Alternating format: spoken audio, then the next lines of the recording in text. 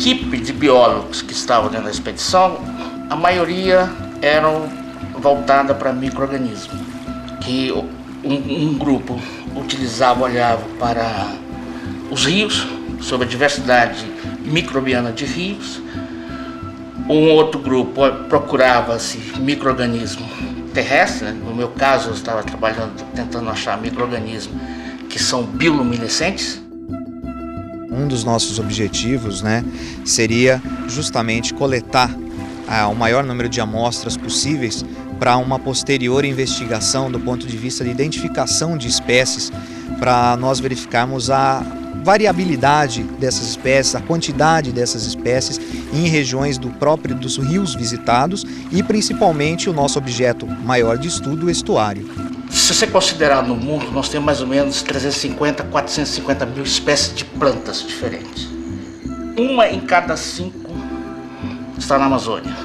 Na Amazônia tem da ordem de 33 mil plantas que podem ser potenciais para extração de fármacos. Era um instituto que trabalhava as pesquisas básicas, a parte de etnofarmacologia, a etnobotânica, alguma pesquisa voltada também pela mesma questão antropológica mesmo das populações com relação às plantas medicinais. Que a maioria dos dados que nós possuímos, biológicos sobre a história do Amazonas, são feitos através de expedições estrangeiras e não expedições nacionais como essa e desse porte da expedição Humboldt. Então, os países estrangeiros têm muito mais conhecimento a respeito desse estuário do Amazonas do que nós mesmos. E posteriormente que se começou a fazer uma certa aplicação dessas pesquisas com a partir da utilização da tecnologia farmacêutica, assim dizendo, E, na verdade, mais a parte farmacotécnica mesmo, porque foi se trabalhando a produção em pouca escala de alguns remédios caseiros para ser comercializado aqui, inclusive, nesse espaço, aqui na farmácia. Na Amazônia você tem um total de biólogos hoje, não passa de 500 pessoas. Para estudar um território dessa dimensão, você necessitaria talvez de mais de 1.000 cientistas ali dentro estudando aquela região. Foi uma região que nos apresenta como muito promissora do ponto de vista de pesquisa.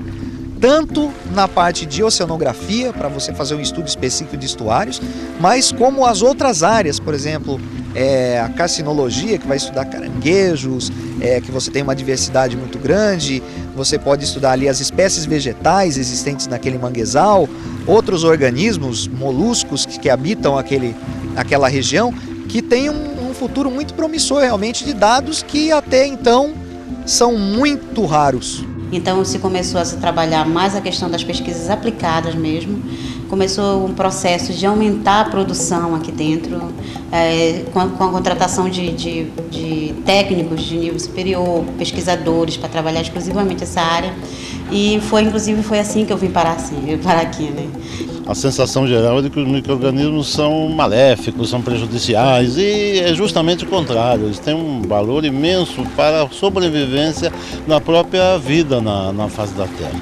E, infelizmente, eles são os menos protegidos do ponto de vista ecológico. Além da interdisciplinaridade que existiu ao longo de toda a expedição, para nós foi uma grata surpresa encontrá-los aqui também e trabalharmos juntos, do ponto de vista de que eles, trabalhando com o equipamento que eles possuíam, eles poderiam medir o fluxo e o volume de água que era transportado num dos canais que nós trabalhamos, no canal ali do norte, próximo a Macapá.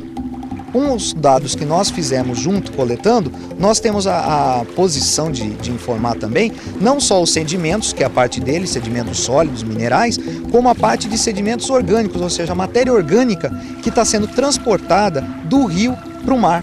Tanto a parte de organismos, no caso que o professor Tarcísio trabalhou, mas também no meu caso, que são as bactérias.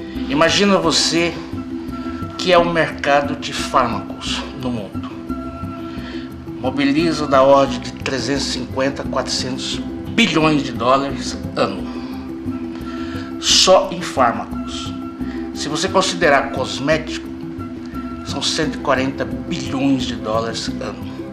Quando se fala em preservar seres vivos, organismos vivos, sempre está se pensando em preservar plantas, animais superiores, é claro, que são visíveis. No entanto, os micro-organismos são a base de tudo, são o fundamento de tudo. É como se nós tivéssemos uma pirâmide, se tirar a parte de cima, que seria o mico-leão dourado, a ararinha azul, claro que é terrível, a perda desses mamíferos, aves e tudo mais, mas se tirar a parte de baixo, cai tudo, rui tudo.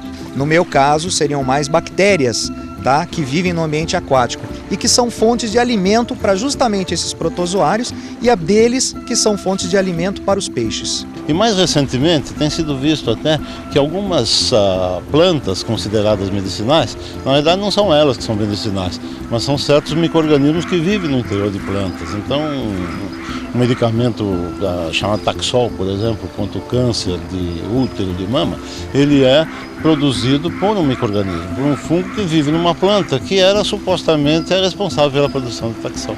A Universidade de Brasília tem um papel importante dentro da Amazônia, principalmente na formação de recursos humanos, né, e na pesquisa. A partir do momento que você conhece a sua biodiversidade, você tem agora suas propriedades, você pode fazer suas propriedades intelectuais ali dentro. E pronto, é isso aí. O melhor jeito de combater biopirataria é consciência.